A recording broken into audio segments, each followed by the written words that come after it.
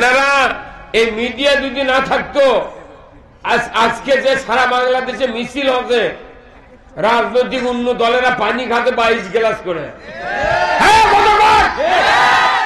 বগুড়াতে আমার জীবনে এত বড় মিছিল দেখিনি। বগুড়ার যা মিছিল আছে, মিছিলের মাথা আছে, শেষ মাথা নেই, মাথা ঘুরে যাবি থাম। এই 16 বছরে বাংলাদেশ জামাত ইসলাম বিএনপির নাম ধরতে পারিনি। কথা বল না, হাতে ফেলে দিচ্ছি নাম ধরে বক্তৃতা। আয় কে মানা করবা, কামানের কাটি থাকবে না। খুব সহ্য করেছি, পারলে কোরআনের পক্ষে কথা কোন বিরুদ্ধে কথা কওয়া যাবে না। কত নেতা দেখেছি বাংলাদেশে, এক নেতা কথা কোরআন বলে ভাওতাবাজি। এক সপ্তাহ গ্রেফতার না করলে সারা বাংলাদেশে আন্দোলন শুরু।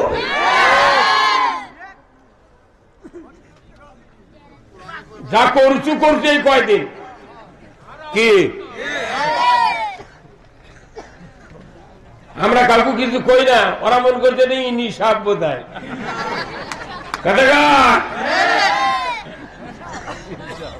আমরা যদি কারেন্টের জাল নাই ভাই, ওই যে বর্ষার মধ্যে ফালায়, কই মারে পুঁটি মারে, কই জ্বালা তুই বুঝিস কিছু? কারেন্টের জাল রাত্রে সন্ধ্যার সময় ফেলেছে, মালিক গেতে বাড়ি, সকালে এসে দেখে সাপ বাজে আছে, জাল তুলবার লাগে দেখে সাপ লড়তিছে। ওই তোর জাল টাইনে তার পাড়ির উপর ছুঁয়ে চিন্তা করতে পারছে গেছি, বা যদি কামড়ানো হয়নি, আন্দার আন্দার আছে তো দেখা কামারের কাছে আছে ফাল পেটা হাতুর, ওদের যদি সোনার ওই সামান্য গুলির বাড়ি মারে, সোনা হেরে চলে যাবি। তাহলে সোনার জিনিস বানাতে গেলে সোনার কাছে দেওয়া লাগবে, লোহার জিনিস বানাতে গেলে কামারের কাছে দেওয়া লাগবে, চিকিৎসা করতে গেলে ডাক্তারের কাছে দেওয়া লাগবে, ফতুয়া নিবার গেলে মুফতির কাছে দেওয়া লাগবে। কথা কর, আমি যদি মসজিদ চালাতে চাই তাহলে ইমামের কাছে দেওয়া লাগবে, মৌলানার কাছে। প্রত্যেকটা জিনিস আলাদা আলাদা হয়ে আছে। তাহলে আপনি যদি দেশে শান্তি চান তাহলে ভালো লোক সংসদে পাঠান লাগবে। কথা কোন সংসদের বিশাতুর গাছ লাগিয়া জীবনে খবর না যে এটা আমরার গাছ। তাম বাংলাদেশে কোটি কোটি গাছ আছে, প্রত্যেকটা গাছের পাতা যদি আপনার আমার শরীরে যদি সবসময় ঘষা হয়, আপনি বুঝতে পারবেন না যে এটা কি পাতা। কিন্তু একটা পাতা আছে, পার দিয়ে হেঁটে যাচ্ছেন, আপনি জানেন না যে এটি কি আছে, হুট করে একটা পাওয়ার ঠেকেছে, ওই যে চুলকান শুরু হলো। এই গাছের নাম কি? সারা বাংলাদেশে 54 বছর ধরে মিডিয়া, রাষ্ট্রশক্তি এরা জামাত ইসলামীকে বিশাতুর সাথে তুলনা করে যাই যেটি পারিতে অপব্যাখ্যা করেছে।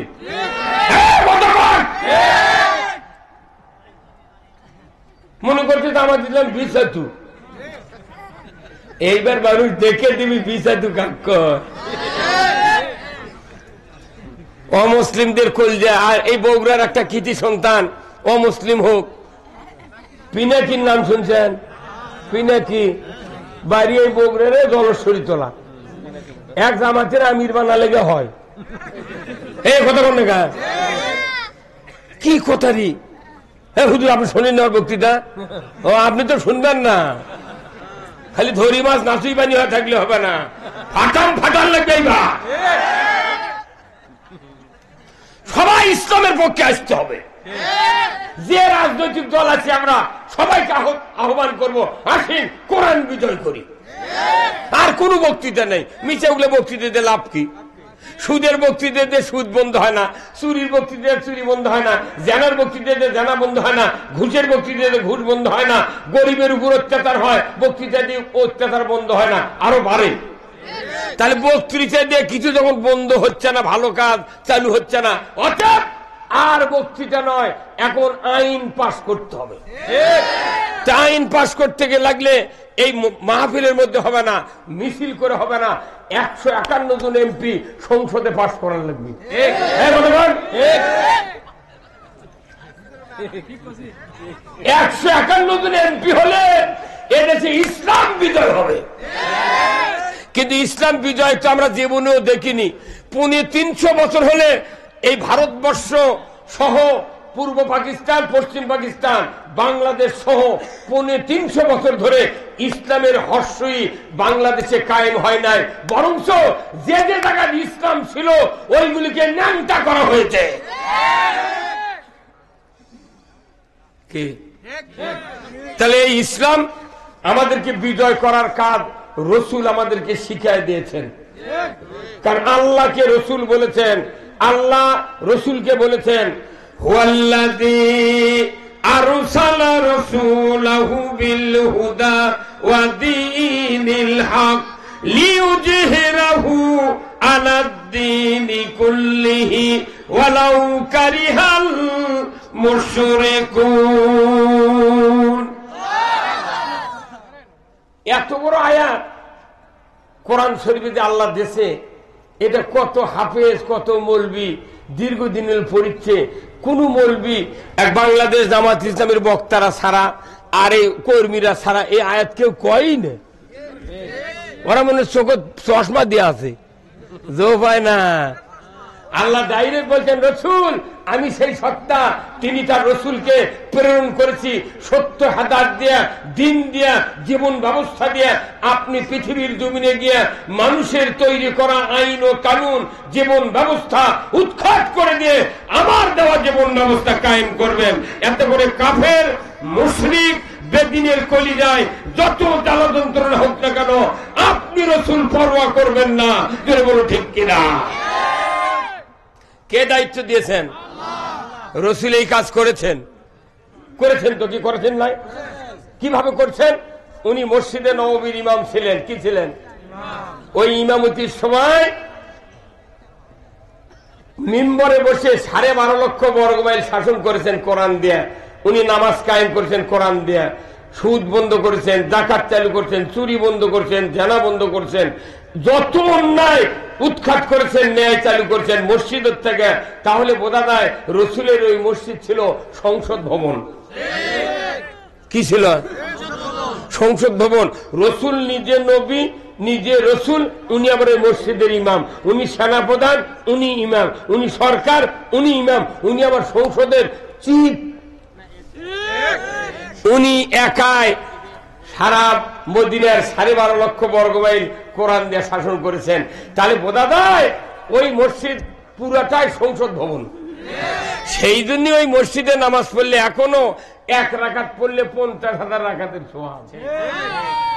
আর আপনাকে আমাদের মসজিদে 1 ওয়াক্ত নামাজ যদি পড়া হয়, দাড়ি, টুপি, জুব্বা, পাগড়ি, পায়জামা, জুব্বা, তারপর পাঞ্জাবি, এরপরে দোয়া পড়ো, ওযু করো, নামাজ পড়ো, তাসবিহ কও, তাহলিল কও, সূরা কও, কেরাত কও, সালাম ফিরে, তারপরে 27 গুণ সওয়াব হতেও পারে।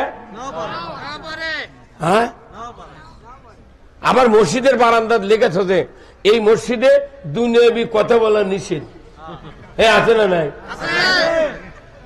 নবী ওই মসজিদের মধ্যে দুনিয়া চালাচ্ছে, আর বাংলাদেশে লেখা আছে দুনিয়াবি কথা বলা নিষেধ। ওই লেখা রাখা অবস্থায় যে ইমাম নামাজ পড়ে ওর ইমান নেই। তো কে সাহস দিলে? তো কে সাহস দিয়েছে এই দুনিয়ার কথা? রসুল যখন মদিনার মসজিদের ইমাম ছিলেন তখন মদিনাতে একবার খুরমা খেজুরের উপর মহামারী এসে যায়।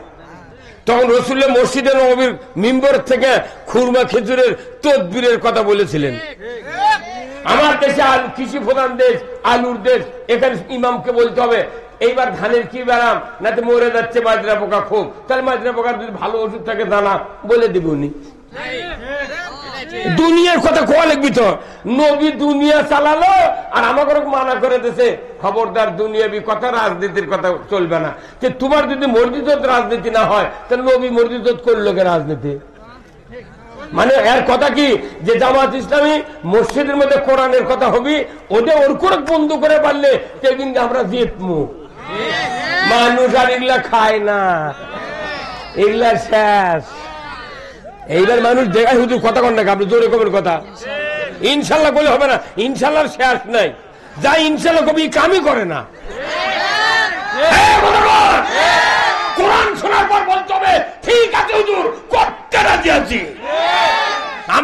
যতদিন এই খেলা দেখবো আর নয়। এখন আমাদের একটাই স্লোগান, আমরা সবাই ভাই ভাই, আগামী দিনে ইসলাম চাই। কি এই যে প্রধান অতিথি কি সুন্দর কথা কয়ে গেল, উনকে কথা বলে জীবন শান্তি।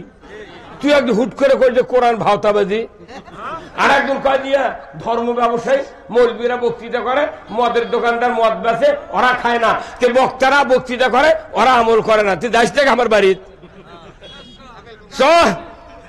47 বছর হলে বক্তৃতা করে রে, আমার স্ত্রী দেউরি রই পর যায় না, তাও গায়ের মানুষ কয় যে শালার সব ভালো রে, বউ দেখতে দেয় না।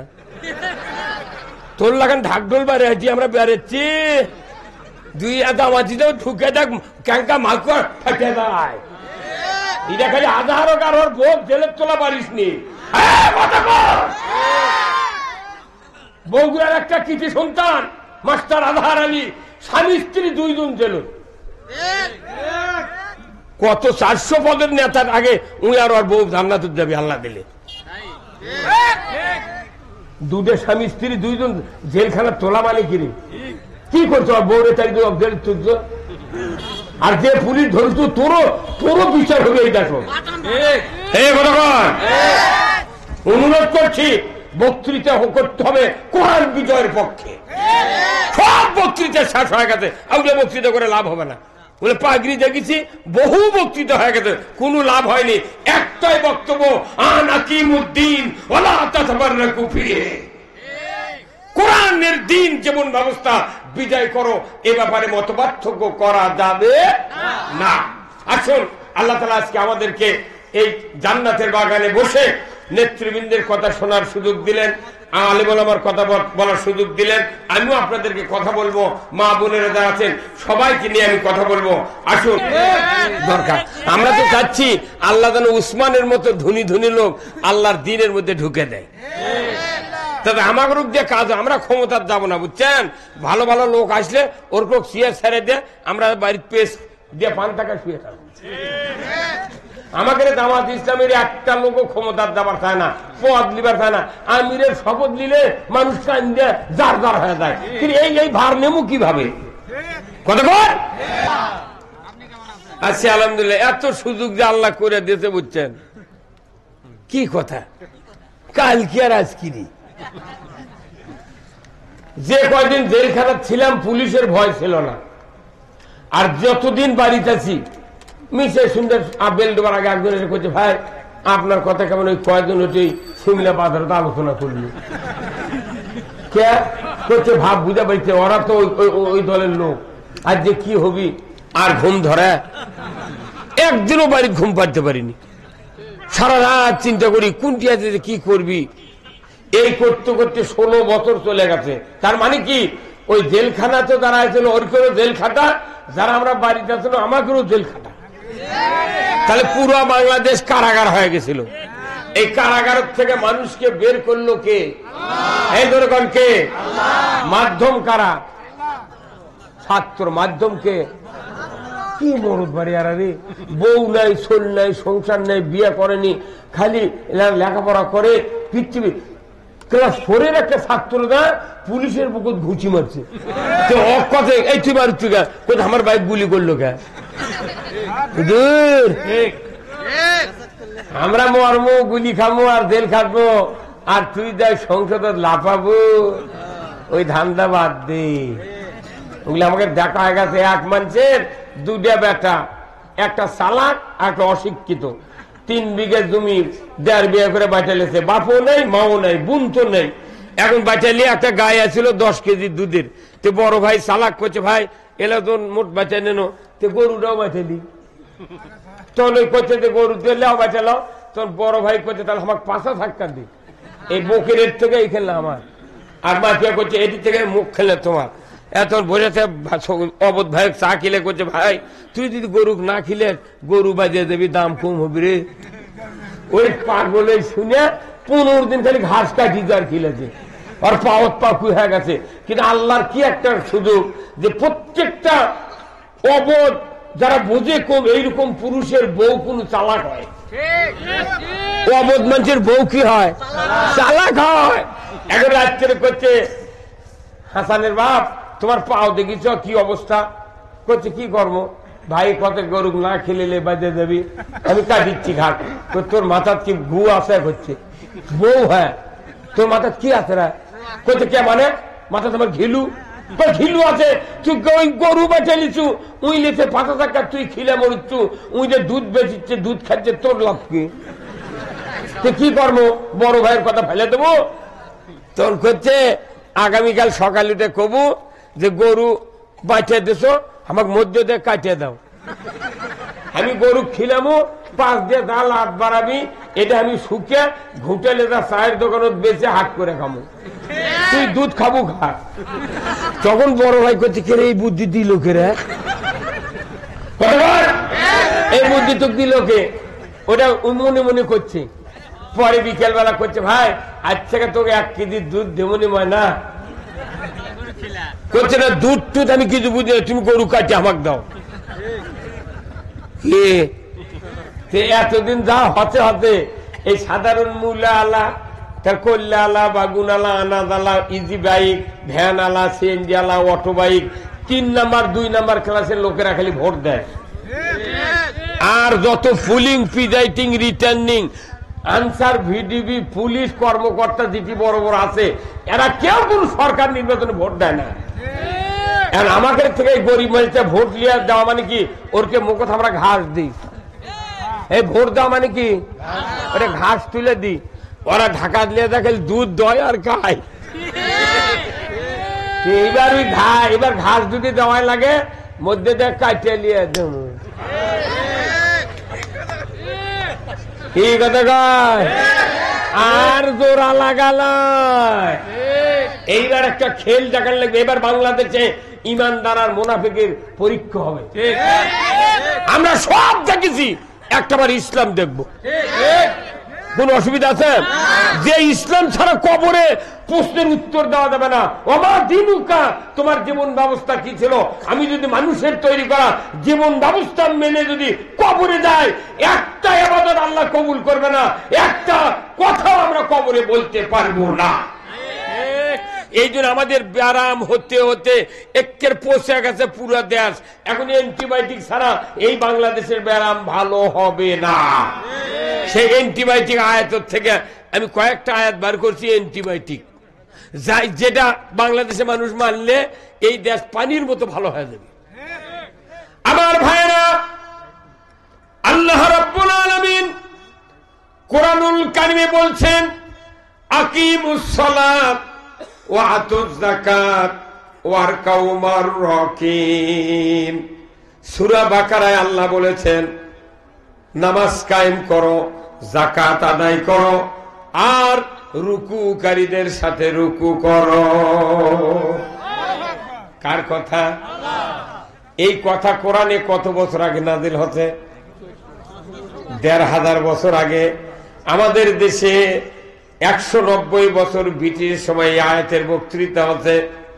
২৪ বছর পাকিস্তানের সময় বক্তৃতা হয়েছে। ৫৪ বছর ৫৫ বছর হচ্ছে বাংলাদেশে বক্তৃতা হলো। বলুন তো বাংলাদেশে নামাজি বাড়ল না বেনামাজি বাড়ল? তাহলে এগুলা বক্তৃতা কোনটি গেল? আমি আর ৩৫০ বছর ধরে আমার দেশে নামাজের বক্তব্য হলো, যাকাতের বক্তব্য হলো, রুকুকারীর সাথে রুকু করো বক্তৃতা হলো। দেখা গেল বাংলাদেশে নামাজও কায়েম হলো না, যাকাতও চালু হলো না, জামাতেও নামাজ পড়লাম না। তাহলে উল্টাটা হয়েছে, বেনামাজি বাড়ল, সুদ বাড়ল, জামাতে নামাজ না পড়ার লোক বাড়ল। তাহলে উল্টো হয়ে গেল। তাহলে উল্টা মানা দরকার না সিধা মানা দরকার? হ্যাঁ, সিধা যদি মানতে চাই কোরআন থেকে কথাগুলি শুনতে হবে মনোযোগ দেয়া। আমি আপনাদেরকে বলতে চাই, নামাজ কায়েম করার কথা আল্লাহ যাকে বলেছেন সেই শক্তি ছাড়া কেউ নামাজ কায়েম করতে কোনদিন দুনিয়ায় পারবে না। আল্লাহর পরামর্শ যা, এই পরামর্শ যদি মানুষগুলি মেনে নেয়, বাংলাদেশে ঈমান এনেছে 10 বছর থেকে বৃদ্ধ পর্যন্ত তামাম মানুষ যদি নামাজি হয়ে যায়, আল্লাহর ইজ্জতের কসম, মানুষ যখন নামাজি হবে পৃথিবীর জমিনে অন্যায় ফায়সা অশ্লীল কার্যকলাপ বন্ধ হয়ে যাবে। তাহলে অন্যায় ফায়সা অশ্লীল কাজ বন্ধর জন্য আগে নামাজ কায়েম করা লাগবে, কথা ঠিক কিনা? তাহলে এই নামাজ কায়েমের কথা হলো না, খালি অন্যায় ফায়সা বন্ধর বক্তৃতা হচ্ছে, তাহলে কোনদিন অন্যায় বন্ধ হবে না। এই যে সম্মানিত হাফেজ সাহেব, আপনার নাম কি? আব্দুল মালিক ভাই, কি সুন্দর মানুষ, হাফেজে কোরআন। আমি যদি আয়াতটা পড়ি উনি এক্ষুনি মনে মনে বুঝতে পারবেন এটা তো ওই সূরারই এত নাম্বার আয়াত, কথা ঠিক কিনা?